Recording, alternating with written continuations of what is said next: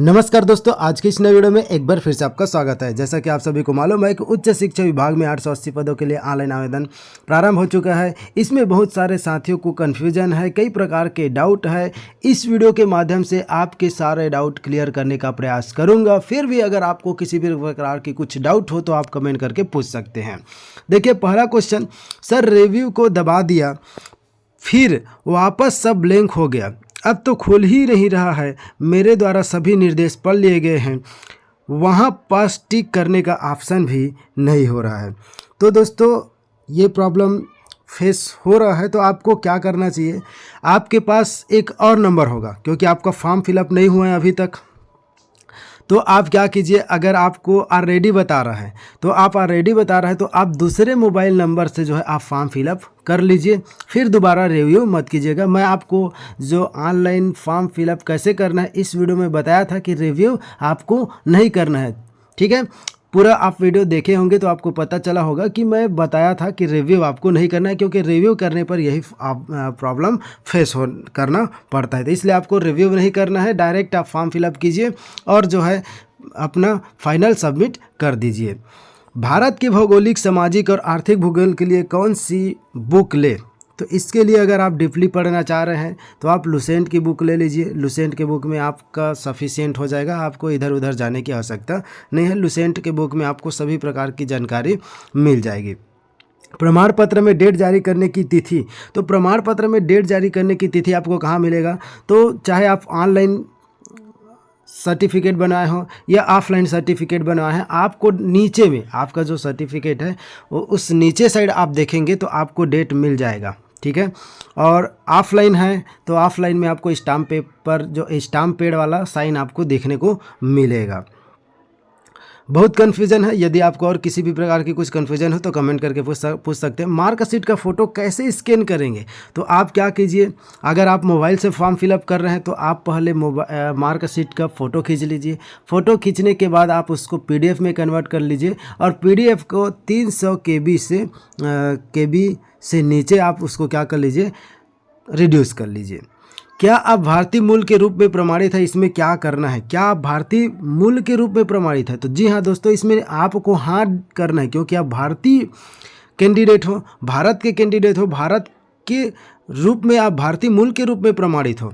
ठीक है, तो आप दोस्तों इसमें हाँ करने नहीं करना है, क्योंकि कई साथी को कन्फ्यूजन हो रहा है। बहुत सारे साथियों को इस प्रश्न में डाउट है, क्या आप भारतीय मूल के रूप में प्रमाणित है? तो इसमें आपको करना है यस, हाँ, क्या आप भारतीय रूप में, यस, आप भारतीय हो, भारतीय नागरिक हो। राजस्व प्रकरण क्रमांक क्या होता है जाति प्रमाण पत्र में? तो ये जो ऐसा करके लिखा रहता है, राजस्व प्रकरण क्रमांक, तो इसका मतलब ये है कि आप जैसे कि एक प्रकार से कहा जाए, जैसे आपका नाम रखा गया है तो आपकी पहचान के लिए नाम रखा गया है। इसी प्रकार से जितने भी कैंडिडेट जाति प्रमाण पत्र बनवाते हैं उन सभी को एक क्रमांक दिया जाता है, ताकि उस क्रमांक के माध्यम से उसको खोजा जा सके। तो ये इस प्रकार से क्रमांक होता है, सीरियल नंबर होता है। तो राजस्व प्रकरण क्रमांक जाति प्रमाण पत्र में क्या होता है, एक क्रमांक होता है। ठीक है, ढूंढने के लिए है। सर फोटो और साइन निर्देश अनुसार नहीं हो रहा है, उसको कैसे भरे? ठीक है, तो फोटो और साइन को क्या करना है, आपको फोटो को 50 KB से कम साइज़ का होना चाहिए और आपका साइन जो है 40 KB से कम साइज का होना चाहिए। ठीक है, तो आप जो है इसको रिड्यूस कीजिए, फिर आपका फॉर्म सबमिट हो जाएगा। अब देखिए जो मार्कशीट में, तो मार्कशीट में नाम लिखते समय आपको डॉट, डैश, स्लैश ये सब नहीं डालना है। ये सब डालोगे तो फिर अपलोड नहीं होगा।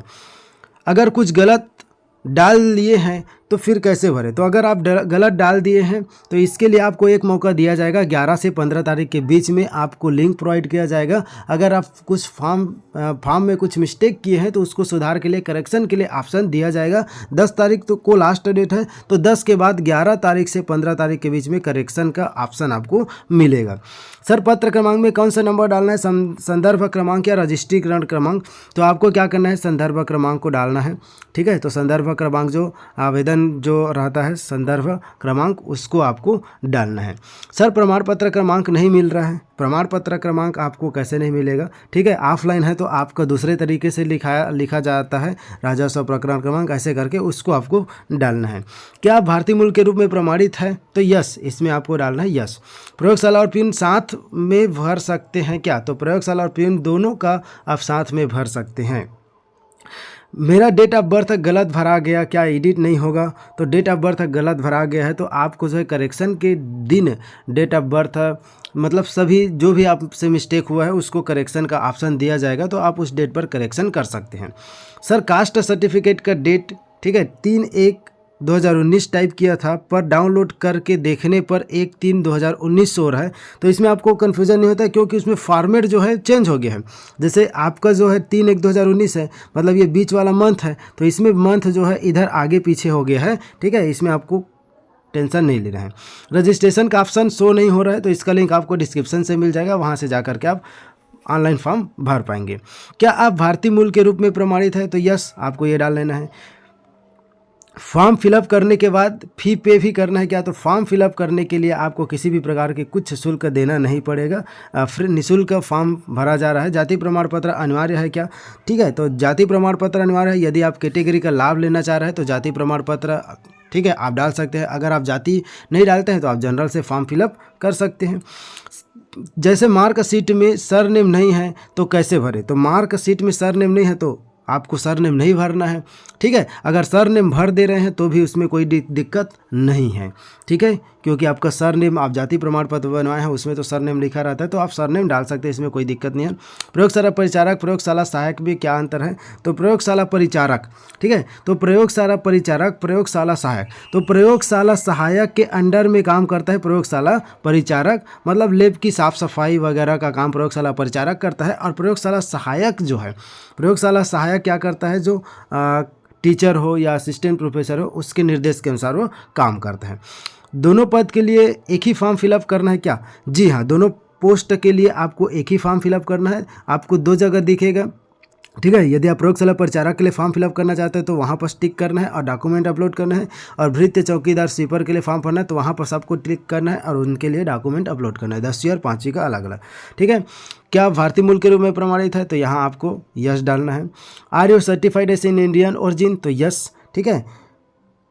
इस प्रकार से आपके जो डाउट है मेरे ख्याल से क्लियर हो गए होंगे। यदि आपको और भी किसी भी प्रकार की कुछ डाउट हो तो आप कमेंट करके पूछ सकते हैं। जैसे एक साथी पूछ रहे कि जो 3 साल से पहले जाति सर्टिफिकेट 3 साल से पहले होना चाहिए जाति प्रमाण पत्र, तो ऐसा नहीं है, ठीक है। जाति प्रमाण पत्र 3 साल से पहले हो ऐसा नहीं है। आपका जो इनकम सर्टिफिकेट है, ठीक है, आपका इनकम सर्टिफिकेट 3 साल से पहले वाला 3 साल तक का बना हो और उसमें जाति वेरीफाइड हो, ऐसा है, ठीक है। तो 3 साल से पहले का जाति प्रमाण पत्र हो ये जरूरी नहीं है, ठीक है, क्योंकि आप 18 साल होने का इंतजार किया, 18 साल के बाद आप सर्टिफिकेट बनवाएं और जॉब निकल रहे हैं, तो ये जाति प्रमाण पत्र में 3 साल का पहले हो ऐसा नहीं है। आपका 3 साल का इनकम सर्टिफिकेट होना चाहिए, ये है, ठीक है। तो 3 साल के इनकम सर्टिफिकेट के माध्यम से आप जाति प्रमाण पत्र प्रस्तुत कर सकते हैं। दोस्तों, यदि इस भर्ती से रिलेटेड आपको और भी कुछ डाउट हो तो आप कमेंट करके पूछ सकते हैं। आपके कोई भी डाउट इस वीडियो के माध्यम से नहीं छूटेगा, मतलब नए वीडियो के माध्यम से आपके हर एक डाउट क्लियर हो जाएगा। तो दोस्तों, आज के लिए बस इतना ही, मिलते हैं फिर से एक नए वीडियो के साथ। Thank you for watching. जय हिंद, जय भारत, जय छत्तीसगढ़।